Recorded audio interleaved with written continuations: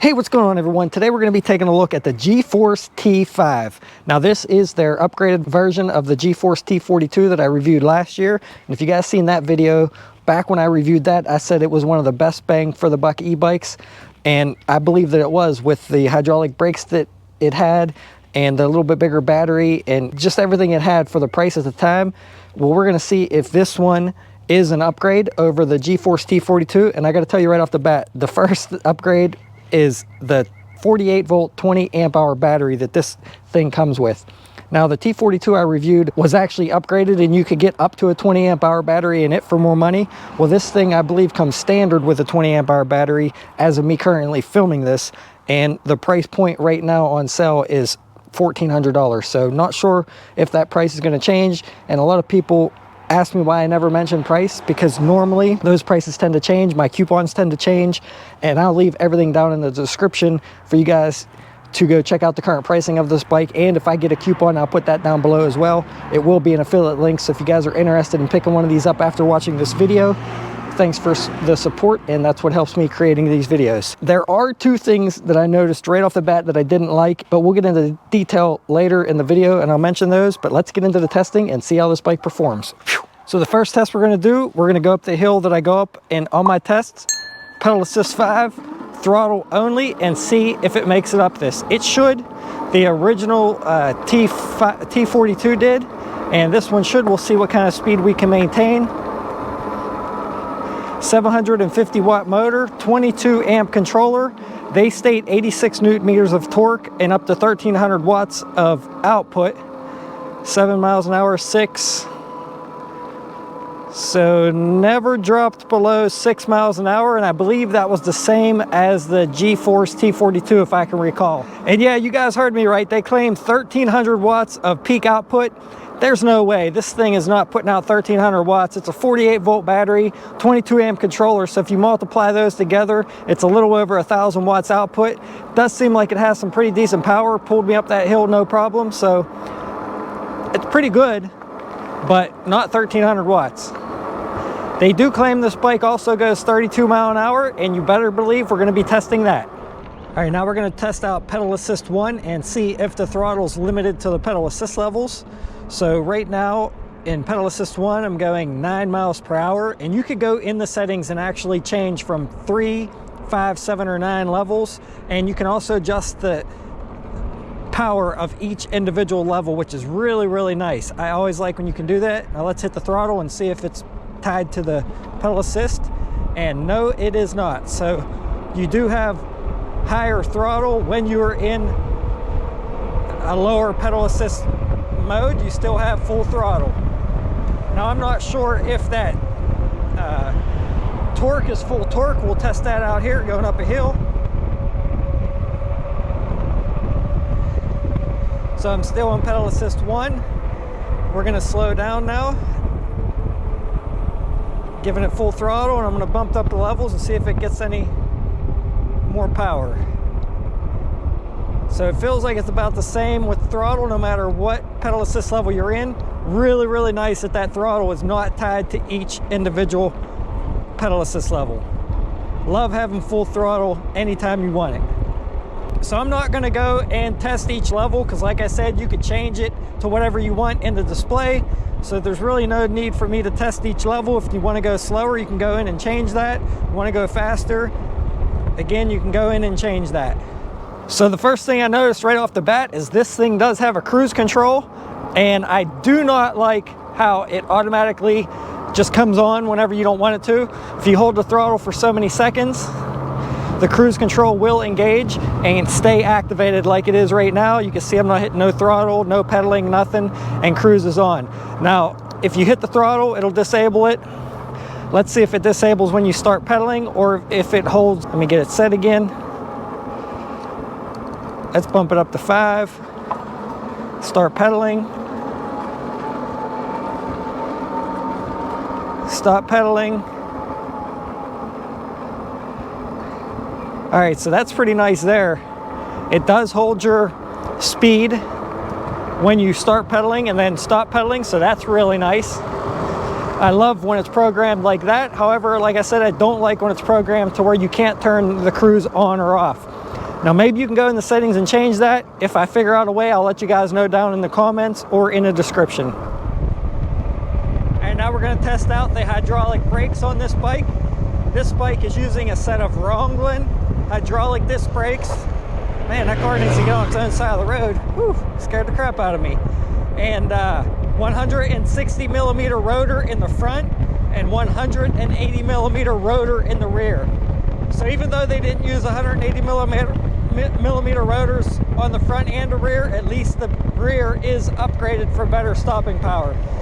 And I could lock these brakes up easily. Maybe they put the smaller one up front so that you can't maybe flip over the handlebars as easy. I don't know. But definitely able to lock the back wheel up very easily.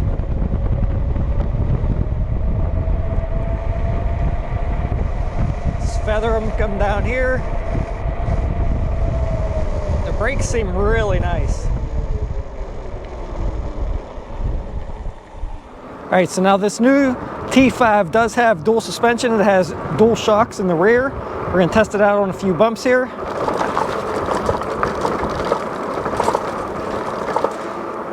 Not too bad. Not as smooth as some of my other bikes, but not bad. Better than nothing for sure. Now, as far as the dual shocks in the back, I mean, one might have been good. Two is probably better for being more secure or stronger. And this bike does state on the website that it has a maximum loading payload capability of 400 pounds.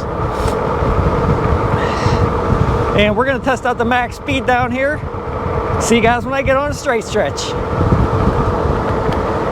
All right, we're on a pretty level straight stretch now. We're gonna go ahead and do throttle only and see what kind of speed we can hit. And then we're gonna do pedal assist 5 and see the max speed. Like I said, they state 32 miles an hour. Well, let's find out.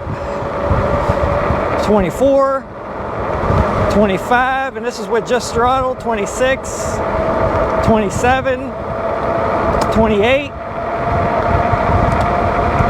33 on the display, 29, 30, 31 for a split second, 34 on the display. Looks like the tire size needs changed. Now let's do just pedaling. And this is how fast you're gonna be pedaling at 30 miles an hour. No way you can maintain 30 with the pedals. The freewheel that this bike uses, the 14 to 28 freewheel, is not going to allow you to maintain pressures on the pedals at high speeds with that 48 tooth chainring in the front. And you're just going to have a lot of ghost pedaling after about, I'd say 20 miles an hour, which is right here. It's going to feel like you're ghost pedaling. So would have definitely been nice to see an 11 tooth freewheel on the back. You may be able to upgrade it, but you may not be. And that's one of the things that I don't like about this bike that I mentioned in the beginning of the video. And I'll show you why later on when I stop and go over the specs and details of the bike. But man, guys, it is fast with just throttle, which is questionably not legal. So be cautious of that. Be very respectful when you're riding, if you know what I mean. Don't do high speeds on bike trails or where there's people around or where you're not supposed to. We don't need any new laws being imposed on e-bikes. So please ride this bike responsibly and only unlock it to a class 3. Actually, that's higher than a class 3. Like I said, class 3 would be 28 miles an hour with pedal assist and 20 miles per hour with throttle. But I can't believe it hit 31 miles an hour there for a split second with just throttle. That's crazy. All right, so now let's go over all the specs and features of the brand new G-Force T5, see what it comes with, see the things that I noticed so far that I don't like. And I don't know if you guys can notice it from here, but the first thing that I do not like, and this might be a deal breaker for some of you, but what is it missing? It's missing something down low. So it is a folding bike, which folds in half, but there is no center stand to put the bike on when it folds. So you have to lay it down on its side when it's folded, or it sits on the bottom of the chain ring. I don't know why they didn't decide to put a center stand on there. I did mention it to them and told them that they should have kept that. They told me that they removed the stand because now the bike has dual suspension and something about it folding and sitting on that stand. I don't agree. They should have put one on there, in my opinion. Let me know what you guys think down below in the comments. So the second thing that I noticed that I'm not quite particularly fond of is that this chain rides really close to this frame on the back side. It actually looks like it hits the weld right in there. Not sure if you guys can see that whenever it is in 7th gear. And that's my concern with if you wanted to change this to an 11 to 34 tooth sprocket. That's going to make that sprocket shorter, which is going to make this chain a little lower and possibly even hit the frame more than what it is now. Now, I didn't really notice it in that ride at all. It seems like when you have tension on the chain, it just clears. But like I said, if you wanted to upgrade your freewheel so you don't have ghost pedaling, I'm not quite sure you can on this bike because it is so close to the frame when it's in 7th gear. Now, all the other gears are just fine. They seem fine. It's just that gear seems really close to the frame. Like that back frame should have been a little wider. Maybe I could take that back wheel off and put a washer behind there to kind of spread that frame out a little bit more, and it would be a little bit better. Maybe it was just a bad weld on this one where the weld sticks out a little further than normal. Not 100% sure, guys, but just something that I noticed that I wanted to mention. Now, I don't think it's going to cause me any problems or issues, but something that I wasn't quite particularly fond of. But other than that though, guys, I mean, this bike does come with some nice features. It has dual shocks, has a spring suspension in the front with a lockout here on the right hand side and a preload adjuster on the left. It has a dual shock in the back, 300 pounds for each shock, HLT 100. Same shocks I have on some of my other bikes, but that is kind of cool that they put 2 on there. It's definitely going to make the bike more stable. An extra bolt for this back to attach on, and it seems pretty strong and secure. And this bike is using a 20 amp hour battery in this frame, 48 volt 20 amp hour battery with a 22 amp controller to power the 750 watt rear hub motor. And like I said, they say that it has 86 newton meters of torque. Up here on the handlebars, you have a nice set of double locking rubber grips. You have your thumb throttle here on the left hand side with a horn button underneath. Your control pad here for controlling your different pedal assist levels.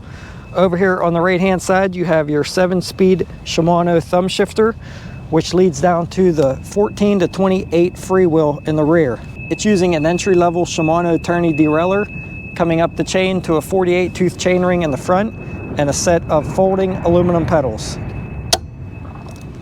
Has a nice size rack on the back for carrying your cargo. However, this is a steel rack, not aluminum, just something to keep in mind. Would have been nice to see an aluminum rack there. And during assembly was pretty easy. I just had to put the seat post down in, install the pedals, had to put the rear rack on and wire the rear tail light in, and I had to put the front fender and front headlight on. But other than that, it was pretty simple and pretty easy to put the bike together. And then, of course, obviously, I had to adjust the brakes, which I think I still need to do a little bit of adjustment on the back, and had to go over all the nuts and bolts on the whole bike. I did notice this bolt here was a little bit loose, and this didn't seem to want to stay down, so I did tighten that up slightly. I also put a little bit extra Loctite on this bolt here that adjusts your clamp strength, and I unloosened that just slightly, just so it would clamp a little bit tighter. But these are all things you guys should check when you initially put your bike together, and you should actually check those pretty regularly on a folding bike. Up here on the front of the bike, you have a nice set of mounts to put a rack or a basket on there. I'm not sure what they offer as far as accessory goes for that. And this bike is sitting on a really nice pair of Kenda 20 by 4 inch fat tires, and it has a nice reflective strip around the tire, so really nice for people to see you at night when the lights shine on there. I always like when bikes use that reflective strip on the tire. Now, the seat height on this bike can go down all the way to 32.5 inches up to 41 inches from the ground up, according to my measurements. And when I weighed the bike with the battery weighed 73 pounds. It says 79 on their website, so I don't know where they got that weight from. The battery's 10 pounds, and then if you take the battery out of the bike, just the bike itself is about 63 pounds. And like I said, this bike is rated for 400 pounds of capacity. For stopping power, this bike's using a set of Ronglin hydraulic disc brakes, coming down to a 160 millimeter rotor in the front and a 180 millimeter rotor in the rear. Also has a nice heavy duty adjustable kickstand on it. The wire management on this is okay. The front's wrapped, coming down a few different spots, then it goes underneath the frame there. You can see a good bit of wires here. I mean, overall, not too bad. Could have been better with more wrap all the way down, one continuous wrap. Maybe wrap these underneath here. And one other thing I noticed is the motor connection right here on the bike is about normal with most bikes. They're usually in this area. However, this one has a second connection because there's a short 4 or 5 inch extension wire in there, and it also has a connection here before it goes into the controller. So if for some reason you guys ever have a problem, maybe a connection error or an error on the display, that's just another connection that you might want to check. Not only this one, but this one as well, and also the ones up here on the handlebars, because every once in a while sometimes they can come loose. Never had any issues on this bike. It's just in general with all e-bikes something to keep in mind in case you have an issue out on the trail. Now the seat on this bike does feel pretty comfortable, and it's pretty neat because they have almost like finger spots where you can grab to pick the back of the bike up. Has a reflector underneath the back of the seat, but it does also have a tail light, which is actually a rear brake light whenever you pull the brake lever as well. And the front headlight has the horn in it. So that's really nice to see for safety. And as always, guys, if you're interested in this bike or any of my accessories, like my cell phone holder I use here, the bags I normally use on the back of my bike, alarms, bell, AirTag holders, things like that, there will be links down below in the video description of all that stuff. They will be affiliate links, and I'll receive a small commission at no extra cost to you if you use those. But thanks for the support, and that's what helps me creating these videos for all of you. Oh, and any coupon codes I can get for this bike, I'll leave down there as well if I can get any to save you guys a few bucks. So now this bike does fold up, but like I said, I'm not going to fold it all the way because there is no center stand for me to support it on. Handlebars fold down, and one other thing to note is that the front wheel is a quick release, so if you had to take that front wheel off for transport, you could do that pretty easily. I just really wish they would have put that center stand in the middle there for the bike to rest on when it was folded. And two final things to mention before we get back to the rad test is the handlebars are adjustable a few inches as well. And this bike also comes with a set of front and rear plastic fenders, and it is a cadence sensor e-bike. But overall, guys, things that I absolutely love for the price of this bike is the 20 amp hour battery, and they do state that it has Samsung cells. Not really any way for me to verify that. And I love the hydraulic disc brakes on this bike. Excellent stopping power. Would have been nice to see dual 180 millimeter rotors, but no issues at all with the 160 millimeter one on the front. Just really nice brakes, really nice battery overall. And not going to be doing a range test in this video. That I don't have time for that today. Maybe in the future I'll do one. Or if any of you have this bike and have tested it, please put it down in the comments below. Let us all know what you got and what your experience was with this bike to help others out in helping them make the right decision. So like I said earlier, one thing that I do like about the cruise control on this bike is once you set your speed, whatever pedal assist level you're in, when you start pedaling, it's going to ramp up and go the speed of that pedal assist level. But as soon as you stop pedaling, it reverts back to the speed you have it set at. So for example, if you have it set for 5 miles an hour and you're in pedal assist 5, as soon as you start pedaling, it's going to take off to the speed of PAS 5. But when you're done pedaling, that cruise control will revert back to the 5 miles per hour you had it set at, which is a really nice feature to have. Some e-bikes, when you start pedaling, it actually disables the cruise control, and then you have to reset it every time you pedal and then let off. So really nice that it holds its setting. I just don't like how it automatically engages and it catches you off guard sometimes when you don't want it to, and it does. All you have to do is hit the throttle again to disable it or pull a brake lever. Really easy to disable. Just like I said, would have been nice to be able to turn it on and off in the display settings. Maybe you can. Like I said, I'll let you guys know down below if I figure it out. Whew. All right, we're going to test out this suspension a little bit more off some curbs here, and then we're going to go hit that steepest hill in my town and see how it performs on that. Not too bad, guys. Actually, not bad at all. And the seat's actually pretty comfortable, in my opinion. I think it paired with that rear suspension, not bad. Let's hit a few smaller spots here. Pretty nice, guys. And you can always lower the air in these 4-inch tires a little bit too and give you even more cushion if you need it. That's what's nice about fat tires. Not only are they good in sand and gravel, but you can get a little more comfort out of them as well if needed.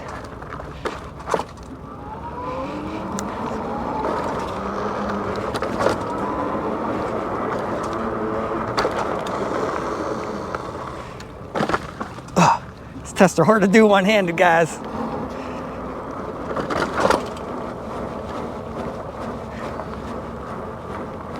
All right, guys, here we go. Steepest hill in town.